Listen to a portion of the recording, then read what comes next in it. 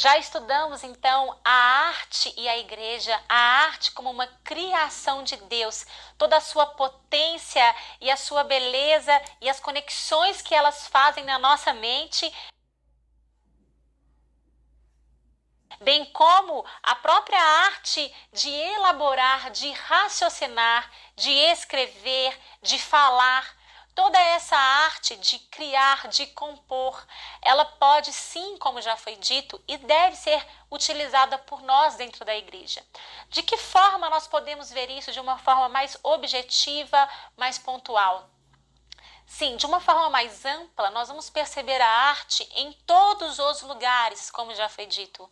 É na pregação do pastor, é a arte no ensino das crianças, é a arte dentro dos nossos discipulados, na elaboração de um texto, aonde ele precisa ser claro, transparente, para que haja um discipulado de qualidade, mas de uma forma mais específica, relacionada a essas artes mecânicas e não liberais, relacionadas ao pensamento e ao falar.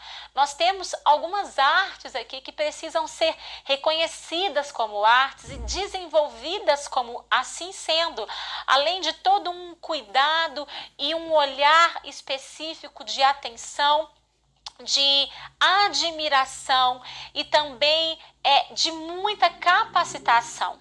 E aí aqui eu listei alguns, talvez é a realidade da sua igreja, mas que se não for, nós na verdade aconselhamos você a expandir o seu entendimento e o seu alcance em relação a isso. A arte da fotografia, como nos dias de hoje, nas mídias, nas redes sociais, através dos nossos celulares, nós vemos como a fotografia, ela toca pessoas. A fotografia, ela não é apenas um registro daquele momento. A fotografia, ela não é apenas algo banal do que se precisa ou não. Mas a fotografia em si, ela é uma arte de captar aquilo que naquele momento aconteceu ou acontece, para que outras pessoas possam sentir, perceber, serem tocadas e atraídas para aquele lugar ou situação. Os nossos fotógrafos na nossa igreja são pessoas que são artistas, com olhares sensíveis, que precisam perceber o mover, precisam perceber o que está acontecendo e, através daqueles registros ali, demonstrar para tantas outras pessoas em redes sociais ou artes ou no que for, através daquela fotografia, tentar demonstrar um pouco daquilo da realidade que as nossas igrejas têm vivido internamente. É uma forma de colocar para fora, mostrar para fora aquilo que tem se vivido e aprendido internamente. Nós temos a sonoplastia. Sabe o que eu fico pensando? Quando a gente também se atém, ou se a gente se limita apenas a pensar como muitos às vezes pensam, o culto lá no Antigo Testamento, ele só havia a intercessão, ele só tinha a pregação da palavra, ou ele só tinha aquele momento fechado. A gente deixa de entender também dentro de uma relação de contextualização, de que esse culto, naquela estrutura, naquele momento como ele era vivido, ele pode ser vivido com a mesma essência nos dias de hoje, mas tocando e alcançando um número maior de pessoas e alcançando a obra de tudo aquilo que Deus deseja fazer através das possibilidades que as artes nos dão. A sonoplastia é um exemplo disso, porque se formos pensar então nesse contexto, nós não precisaríamos de microfones, não precisaríamos de caixa de som, não precisaríamos de equalizar som e nada disso. Mas graças ao bom Deus, o número grande de pessoas dentro de uma igreja, a quantidade de pessoas que tem vindo, tem possibilitado tempo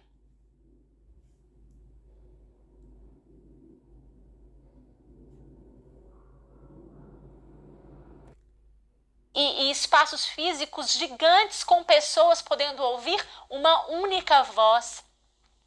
É pequeno pensar pensar que nós não poderíamos utilizar então da tecnologia do que nos é disponibilizada no dia de hoje e que é também um produto da capacidade do homem de criar, dada por Deus também, para que possamos utilizar destas ferramentas para que outras pessoas sejam alcançadas. Ao estudar o culto, nós já falamos aqui sobre a essência e a motivação de um culto cujo Deus é o centro, não a arte nem a dança, mas o Deus no centro de tudo e ele sendo sim o Deus adorado e entronizado.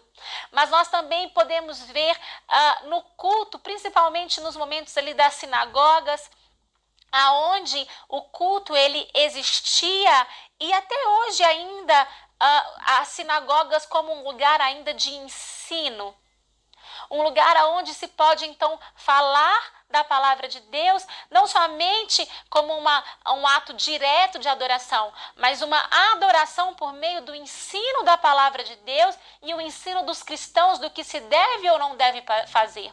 Quando uma arte, então, ela é inserida dentro de um contexto cristão, quando ela é inserida dentro de um culto, nós estamos ensinando a nossa igreja que a arte, ela é permissiva.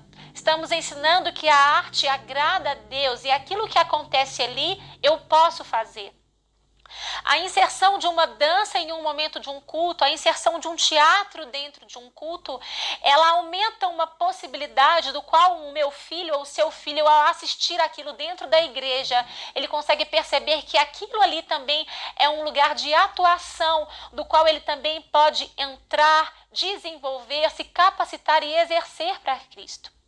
O culto e a arte dentro do culto, ela é esse lugar de adoração, mas ela também é um lugar de ensino, como de potência de evangelismo.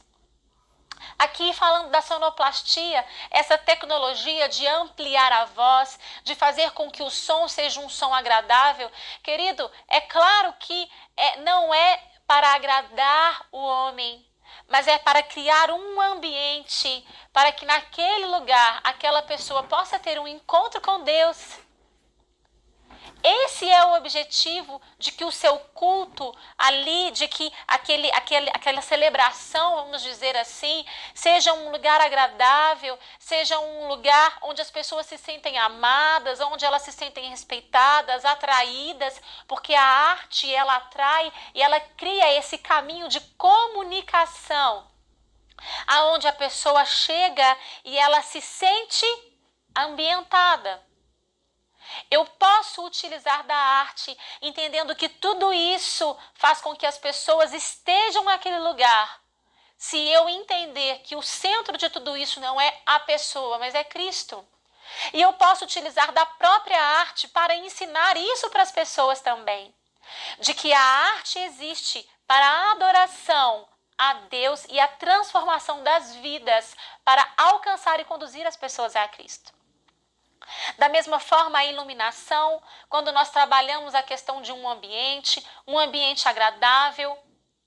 Temos aqui o canto, que é uma forma que vemos desde lá de trás, como uma adoração, e percebemos também essa arte do canto lá em Apocalipse, quando percebemos que ali ninguém vai exercer a pregação, ali ninguém vai exercer o evangelismo, ali ninguém vai exercer o ensino, mas ali vamos todos adorar com o nosso corpo, com a nossa voz, nosso corpo glorificado, com tudo que seremos em Cristo ali. Os instrumentos que adoram, que precisam de investimento, precisam de recursos, bem como já disse aqui, tanto da iluminação quanto da sonoplastia. A área de vídeo, que possibilita com que tantas pessoas possam assistir aquela mesma palavra de modo simultâneo, e gravando também para que possa ser visto posteriormente. Nós temos a dança, que às vezes as pessoas estão dispersas, mas um movimento alcança e capta aquela pessoa. A dança, quando ela é feita dentro de um todo todas essas artes somando num todo e não competindo, mas todas elas com um único objetivo de alcançar pessoas para a honra e glória do Senhor, essas artes todas juntas e interligadas, sendo então assim na dança aquele lugar de visão, aonde as pessoas enxergam aquilo que talvez está sendo dito, aonde os olhos não veem, e aquilo atrai as pessoas para que elas possam voltar e retornar um olhar para Cristo. O teatro, quando podemos entender realidades bíblicas, ensinar através de peças as crianças e tantas pessoas. Temos a pintura, a escultura e tantas outras artes que podem acontecer como departamentos separados da sua igreja. Mas por que não também dentro de um momento de culto, como adoração, contribuindo para um todo? E é assim que então no próximo vídeo eu quero dar para você algumas dicas de como você então pode conseguir fazer tudo isso junto com o seu departamento de artes.